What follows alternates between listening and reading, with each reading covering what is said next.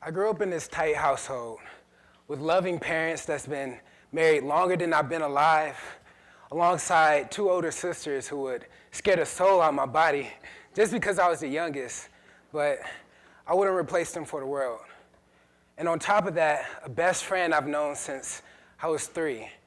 So I found life to be pretty stable as a 14-year-old. The people around me kept their familiar faces, and my surroundings stayed how they were.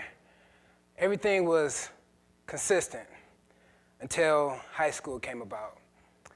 And this was a period in my life where I was faced with both physical and emotional displacements. And it all started my freshman year. So the first day of school was hectic. Our school was going through this big transition from one location to the next.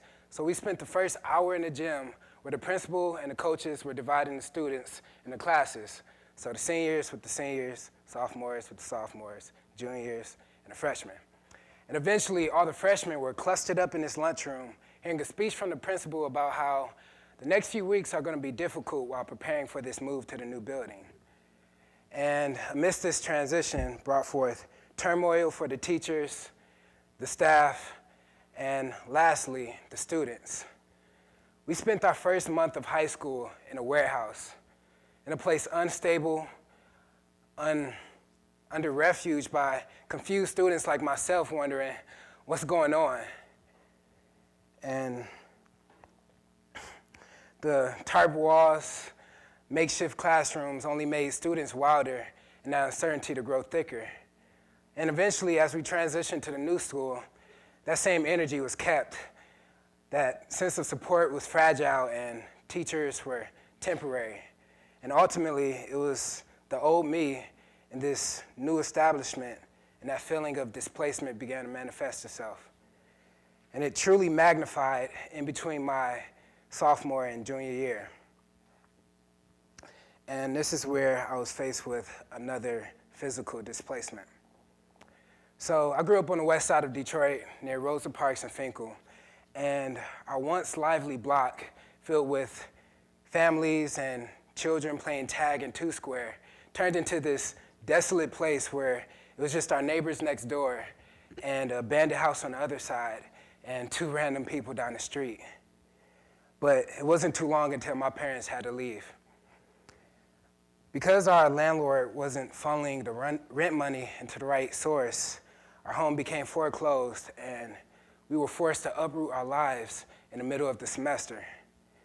And luckily, my father was a resourceful man and he bought a fixer-upper while that was happening, but that came with its issues and dilemmas. So we moved into this new house and it had problems. The lights were an issue. Having a functional furnace was fundamental, but that was also a problem. And there was even a point in time where we had to boil water to take hot baths. And I would go to class as if everything was all right, but I kept myself preoccupied with sports and stuff. And I just felt as though I was constantly living in this confusion. But I later found myself getting into this relationship with this beautiful young lady. She was a grade above me.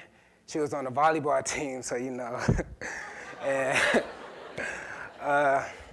honestly, she took a lot of things off my mind. And after 8 months, I figured things were strong between us two. But again, things were unstable, unpredictable, and things happened. And I later found out she was cheating on me with her ex, the one she used to complain about all the time before we got in a relationship. And that trust I had was shattered. I felt betrayed. And that's when that emotional displacement occurred. And I started living in this constant wonderment in what's going to happen next. And then tragedy struck. So one day I was over at my friend's house, and it was around 8 or 9 o'clock at night, and I got a call from my dad. And usually I get a call from my parents if they need to know when I'm coming home or if I was staying the night, but this call was out of the ordinary. It was my dad on the line saying, "Hey son, I'm on my way to come and get you in 3 minutes, and just be ready. Something came up," and he hung up.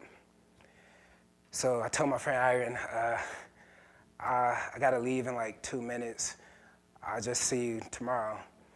So my dad pulls up, I walk out, I get in the car, and I open the passenger seat.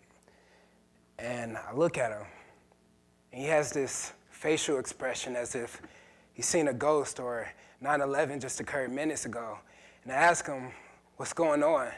What's up?" And he says, "Son, something bad happened. I'm gonna just let your mom tell you when we get home."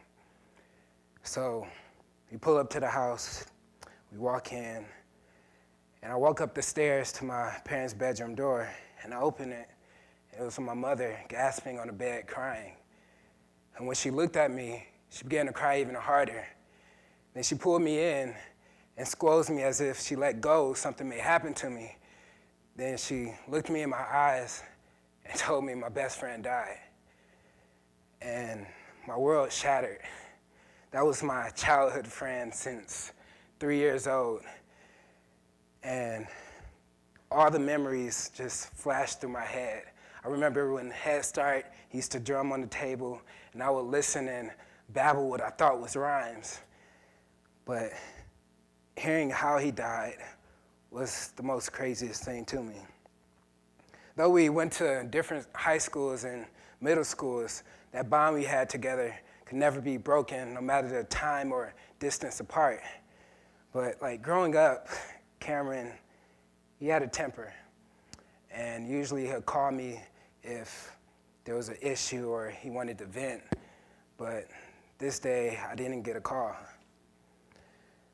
So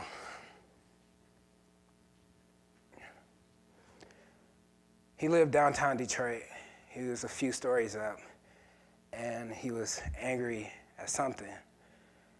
And he took the fire hydrant and swung it towards the window, and the glass broke. And the force of the swing and the change in air pressure sucked him right out, and he fell to his death. And this was something I couldn't really comprehend, being like from Detroit. One would expect it to be something like a shooting or a car accident or something normal, but how he died was hard for me to comprehend. And I later found myself falling into this deep depression, unmotivated to do anything. I wasn't present when it came to being in spaces. I lived in my head.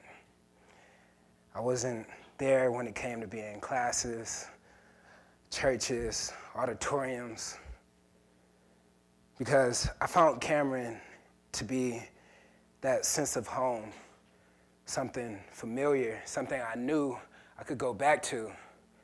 But again, both physical and emotional displacement happens, and that thing I once found familiar was no more.